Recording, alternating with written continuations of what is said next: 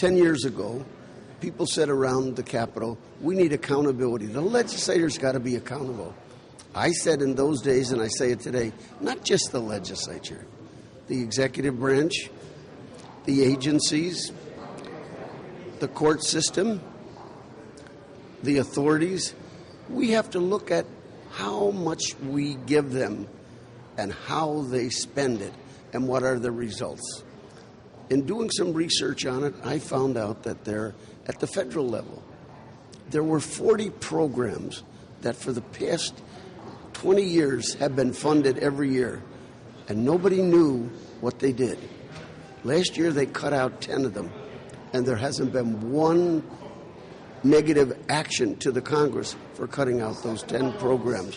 What we need to do is to take and look and see what we give you, what you're spending it for. What does it do? What does it do to the quality of life? Does it help us? Does it hinder us? Someone will say, well, but you've increased the budget every year because it was a formality, 212 legislators.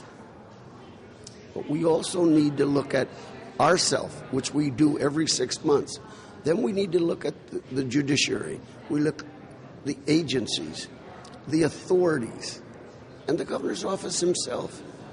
Because if you look at what we're talking about we could have saved $13 billion over the last 7 years. $13 billion. Translate that into some programs that are really needed it. Someone said this morning, well, you give a lot of money to education. If we don't have a generation coming up that are qualified to handle running government and running business and running their own self, we haven't done our job. But we need to have this transparency. We need to have it the openness, and we have to have it so that when you want to come in and see how my agency's doing, I should be prepared to show you the booklet just like we do for our own legislature.